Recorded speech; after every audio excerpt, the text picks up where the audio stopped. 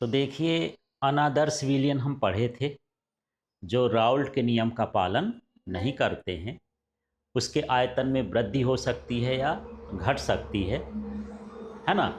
और उसके एंथैल्पी में परिवर्तन कम या ज़्यादा हो सकता है। वो क्या कहलाते थे? अनादर्श विलयन। अब अनादर्श विलयन में ही एक प्रकार है यहाँ पर धनात्मक विचलन वाले विलयन। वैसे धन का मतलब क्या होता है? किसी चीज का बढ़ना। ठीक है। तो राउल्ट का नियम तो वाष्प दाब की बात करता है। तो जब वाष्प दाब बढ़ता है तब हम उसको बोलेंगे धनात्मक विचलन का नियम। जैसे मान लो मेरे पास फिलहाल एल्कोहल है।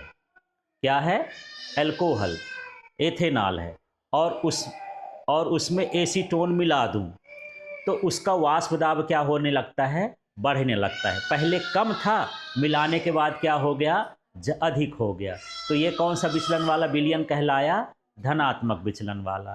तो सीधे क्या बोलेंगे? देखिए, जब वास्तविक विलयन का कुल वाष्प दाब राउल्ट के नियम द्वारा प्राप्त आदर्श वाष्प दाब से क्या हो जाता है?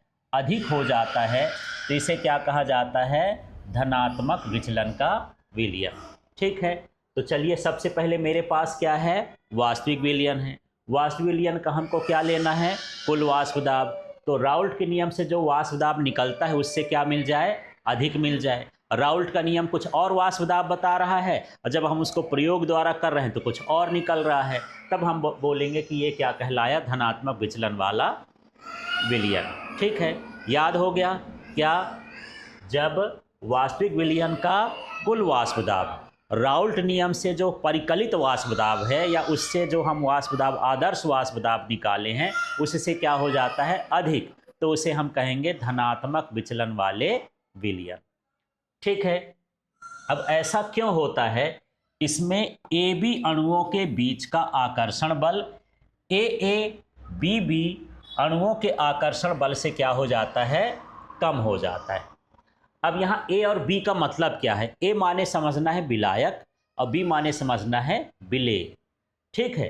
तो विलायक और विलेय के बीच का जो आकर्षण बल होता है और जो इनके विलायक विलायक के बीच का आकर्षण बल होता है, विलेय विलेय का आकर्षण बल होता है, उससे क्या हो जाता है? कम हो जाता है। जब कम होगा तो गर्म करेंगे तो वो जल्दी से क्या हो जाएगा? उड़ जाएगा, वाष्प बन जाएगा। भाई, जब इनका आकर्षण बल ज़्यादा होता है, जैसे मैं यहाँ पर मान रहा हूँ कि यहाँ पर मैंने क्या लिया है? एथेनॉल। और दूसरा अणु भी क्या है? एथेनॉल। ठीक है। यहाँ पर मैं क्या मिला रहा हूँ? एसीटोन। और यहाँ भी क्या कहलाया? एसीटोन। ये दो अणु हो गए। तो एथेनॉल और एथेनॉल के बीच जो अणु है उनका जो आकर्षण बल है अभी क्या है? अधिक। अभी क्या है? अधिक। इनके इनके बीच का भी क्या है? अधिक। ठीक है। अब मैं एथेनॉल और एसीटोन को मिला दिया तो यहाँ पर एथेनॉल, ठीक, और क्या मिला? एसीटोन। तो इनके बीच का आकर्षण बल कैसा हो जाता है? कम हो जाता है। जब कम हो जाता है तो इसको आसानी से हम उड़ा सकते हैं, भाप बना सकते हैं। और भाप बनाएंगे तो भाप का मान क्या हो जाएगा? अधिक हो जाएगा। ये समझना है आपको। ठीक है। तो आपको इसका कारण बताना है कि जो ए बी अणुओं के बीच का आकर्षण बल होता है, माने विलेय और विलायक के बीच का आकर्षण बल होता है, वो विलायक वाले अणुओं और विलेय वाले अणुओं से क्या हो जाता है? कम हो जाता है। इसलिए उसका वाष्प दाब क्या होता है? बढ़ जाता है। क्लियर हो गया? तो सीधा है यार, आप जैसे यहाँ पर बैठ जाओ और एक दूसरे का हाथ पकड़ लो। ठीक है। और यदि आपका हाथ थोड़ा कमजोर पकड़ा हुआ है तो आपको तो कोई भी उठा के ले जा सकता है। मान लो कोई आपको पकड़ के यहाँ से ले जाने वाला हो, आप एक दूसरे से पकड़े हुए हो, यदि तेजी से पकड़े हुए हो तो जल्दी ना उठा पाएगा, लेकिन धीरे से पकड़े होगे तो जल्दी उठा ले जाएगा। ऐसे ही हो जाता है कि जब हम गर्म करते हैं तो पानी भाप बन के उड़ जाता है, क्योंकि आकर्षण बल उसका क्या हो जाता है? कम हो जाता है। और जब कम हो गया तो वाष्प दाब उसका क्या हो जाता है? बढ़ जाता है। क्लियर हो गया इतना? ठीक है। अब आगे हिस्से में चलते हैं। इसमें और क्या क्या होता है, इसका परिणाम क्या मिलता है, तो देख लेते हैं। जो धनात्मक विचलन वाला विलयन होगा उसका वाष्प दाब क्या होगा? बढ़ता है। वाष्पशीलता भी बढ़ती है, भाप बनने की प्रक्रिया भी तेजी से होती है, जल्दी जल्दी भाप बनते हैं। ठीक है। मिश्रण बनने पर ऊष्मा क्या होती है? अवशोषित होती है।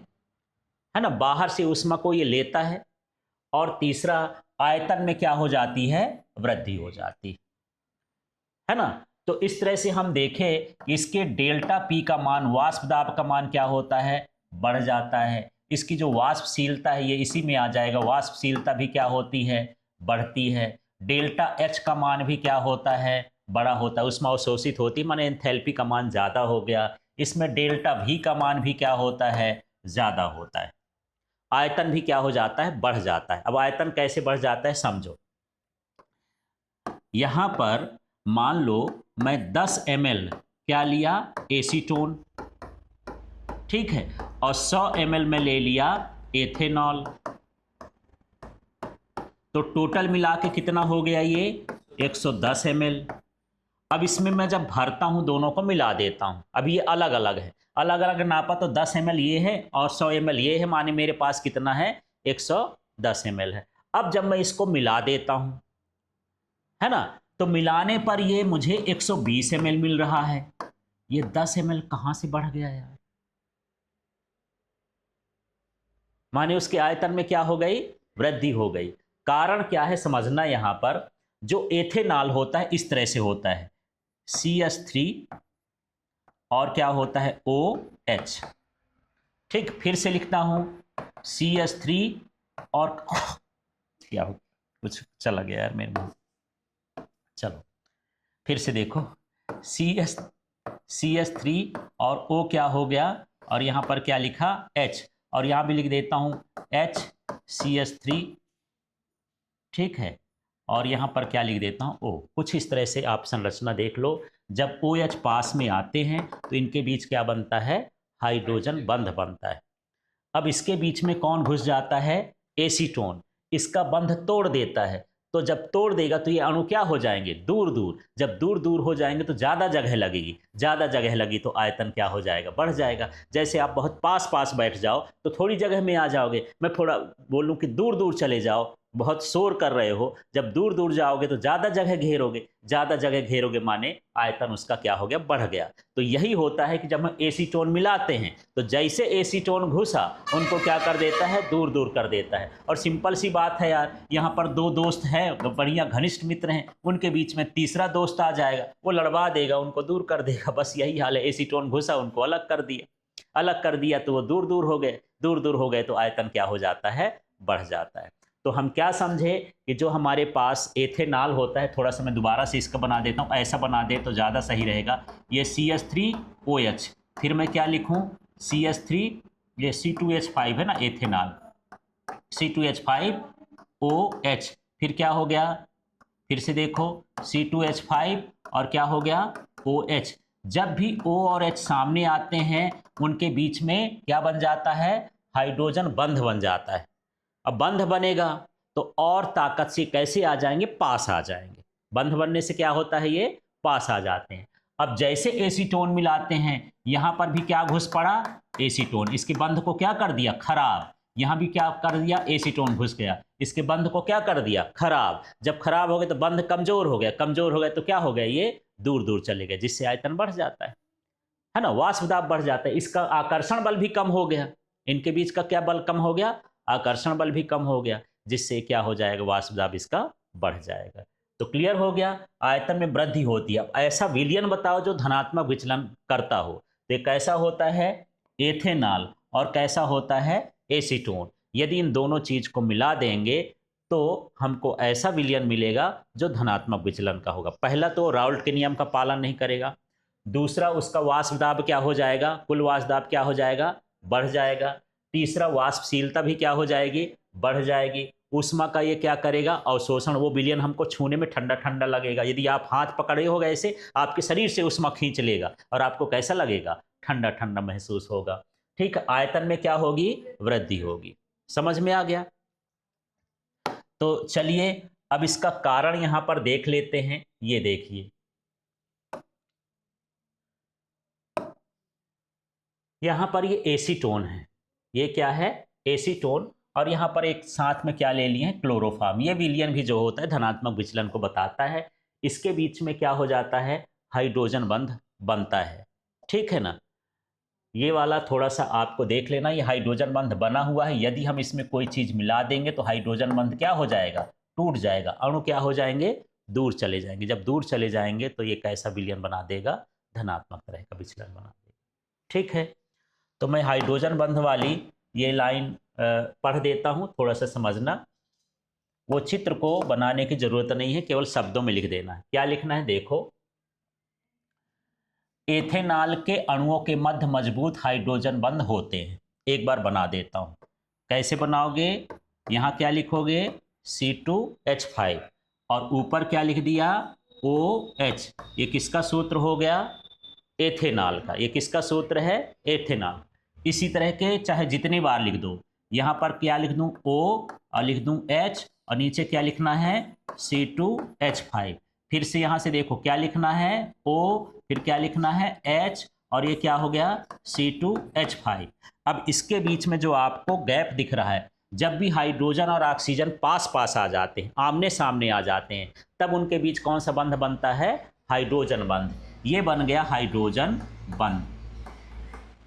ठीक है, तो जो पहली लाइन कहता है कि एथेनॉल के अणुओं के मध्य मजबूत हाइड्रोजन बंध होते हैं, ये चित्र से बता सकते हो। ठीक है, जब इसमें एसीटोन मिलाया जाता है तो एसीटोन के अणु एथेनॉल के अणुओं के बीच में आ जाते हैं। अब मैं एसीटोन मिलाया, क्या मिलाया, एसीटोन, तो उसके अणु यहीं पर सेट होते हैं, जहां पर ये हाइड्रोजन बंद हो गया, यहां पर क्या आ गया, ये क्या आ गया, एसीटोन। ठीक है, जिससे उनके हाइड्रोजन बंध क्या हो जाते हैं, टूट जाते हैं। हाइड्रोजन बंध खत्म हो गए, हाइड्रोजन बंध तो हाइड्रोजन और ऑक्सीजन के बीच में होता है। अब हाइड्रोजन और ऑक्सीजन सामने है ही नहीं, बीच में कौन घुस गया, एसीटोन, तो उसका हाइड्रोजन बंध क्या हो जाता है, टूट जाता है। आंतरिक ये जो अंतरा आणविक बल होता है वो क्या हो जाता है, कमजोर हो जाता है, जिससे हमको क्या दर्शाने लगता है, धनात्मक विचलन। अब इनका जो कमजोर बल होगा वो क्या हो जाएगा, कमजोर हो जाएगा। क्लियर हो गया इतना, तो कैसे कैसे लिखोगे, चलो यहां से बोलो, क्या बोलोगे, एथेनॉल अणुओं के बीच क्या होता है, मजबूत हाइड्रोजन बंध होता है। जब इसमें क्या मिलाते हैं, एसीटोन मिलाते हैं, तो इसके हाइड्रोजन बंध क्या होते हैं, टूट जाते हैं, जिससे इसका अंतरा आणविक बल कमजोर हो जाता है, इसलिए धनात्मक विचलन दर्शाता है। ठीक है, ऐसा उदाहरण में बता सकते हैं। क्लियर हो गया इतना। अब इसका चित्र भी देख सकते हैं, यहां पर देखते हैं चित्र कैसे हो जाएगा।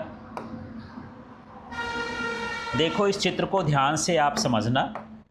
यहां पर सबसे पहले हम यहां ऐसे लाइन खींच लेंगे, 3 लाइन, एक ये एक्स हो गया, ये हो गया।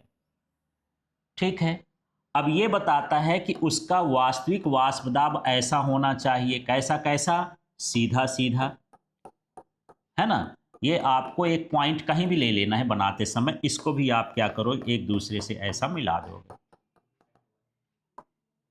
समझ में आया कैसा करना है, एक पॉइंट इधर ले लो, एक पॉइंट कहीं भी ले लो, ऐसे इसको थोड़ा डाउन में लेना है। तो इसको ऐसे इधर से 2 बिंदु है ना, ऊपर नीचे मिला दोगे। यहाँ भी हमको क्या लेना है, 2 बिंदु, यहाँ भी हमको क्या करना है, ऊपर नीचे पहले सीधी सीधी लाइन से मिला देना है। अब चित्र का तरीका देखो, हमको क्या बनाना है कि वाष्प दाब क्या हो रहा, बढ़ रहा है, वाष्प दाब क्या हो रहा है, बढ़ रहा है। तो जो लाइन है, इसमें से एक लाइन को हम ऐसे थोड़ा सा इससे उठा देंगे। ओरिजिनल वाला ये है, लेकिन बढ़ के थोड़ा बढ़ गया, ये तो ऊपर बना दिए। इसमें भी देखो, ओरिजिनल वाला ये है, जब हम ऊपर बनाएंगे तो ये क्या हो जाएगा, बढ़ जाएगा। एक में हम क्या लिख देंगे, P1, एक में लिख दोगे P2। अब इसमें कोई जरूरी नहीं कि इसमें P1 लिखो या उसमें P1 लिखो, एक में P1 लिख देना, एक में क्या लिख देना है, P2। अब ओरिजिनल वाला वास्तविक राउल्ट नियम कहता है कि ऐसा वाष्प दाब होना चाहिए कि जो हम निकाले हैं वो कैसा हो रहा है, ऐसा हो रहा है, माने कुल वाष्प दाब हो गया। P माने क्या है, ये कुल, तो कुल वाष्प दाब क्या हो गया, इनके P1 प्लस P2 के वाष्प दाब से क्या हो गया, ज्यादा होगा। ठीक है, बस ऐसे चित्र आपको बनाना है, तो चित्र बन जाएगा। एक बार अलग से बना देता हूं। पहले क्या करोगे, ये लाइन खींच लीजिए, ये लाइन खींच लीजिए, इस तरह से बॉक्स बनाइए, एक पॉइंट यहाँ ऊपर, एक पॉइंट नीचे, एक पॉइंट यहाँ ऊपर, एक पॉइंट नीचे। क्लियर हो गया। अब आपको क्या करना है, सीधा सीधा इसको भी मिला देना है और इसको भी मिला देना है। इधर से भी क्या करना है, इसको भी मिला देना है। क्लियर हो गया इतना। अब इसके बाद हमको क्या करना है, इसके ऊपर अलग से थोड़ा बड़ा बड़ा कर देना। जैसे इस लाइन के ऊपर है, इसको मैं थोड़ा सा क्या कर दूं, ऊपर से जाने दूं। इसमें भी थोड़ा सा क्या कर दूं, ऊपर से जाने दूं, इसमें भी थोड़ा सा क्या कर दूं, ऊपर से जाने दूं। ये क्या कहलाएगा P1, ये क्या कहलाएगा P2, और ये क्या कहलाएगा P कुल कहलाएगा। और ये कुल जो है P1 और प्लस P2 के मान से क्या है, ज़्यादा है। बस धनात्मक विचलन का चित्र बन गया। ठीक है, मोल अंश आपको लिखना हो तो ठीक है, नहीं आप यहाँ पर ये P लिख दीजिए, ये दाब हो गया, और यहाँ पर क्या लिख दीजिए X, ये क्या बताता है, मोल अंश बताता है। ठीक है, इस तरह से चित्र बन जाएगा। क्लियर हुआ? तो चलिए धनात्मक विचलन की बात करते हैं।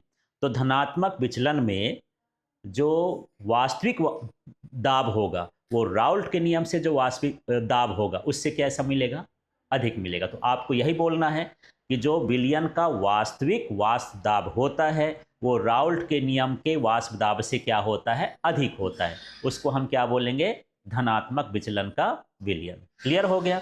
ठीक है। अब इसका कारण क्या है कि जो ए का अंतरा आणविक आकर्षण बल है, माने विलायक विलायक का, और जो बी का अंतरा आणविक आकर्षण बल है, माने विले विले का, है ना, तो उससे जो ए बी का आकर्षण बल होता है वो क्या हो जाता है, कम हो जाता है। समझ में आ गया? ए और बी के बीच का अंतरा आणविक आकर्षण बल क्या होगा, कम। किससे कम होगा, ए से और ए बी से, ए बी से। समझ में आ गया? ए बी का जो अंतरा आणविक आकर्षण बल है वो ए से और बी से कैसा होगा, कम होगा। ठीक है। अब इसकी विशेषता क्या है, इसका वाष्प दाब बढ़ेगा, वाष्पशीलता बढ़ेगी, ऊष्मा का अवशोषण होगा, माने एंथैल्पी का मान बढ़ेगा, आयतन का मान भी क्या होगा, बढ़ेगा। सब कुछ बढ़ा देना है। वाष्प दाब, वाष्पशीलता, एंथैल्पी और आयतन, इनमें क्या होती है, वृद्धि होती है। उदाहरण क्या है, एथेनॉल और एसीटोन।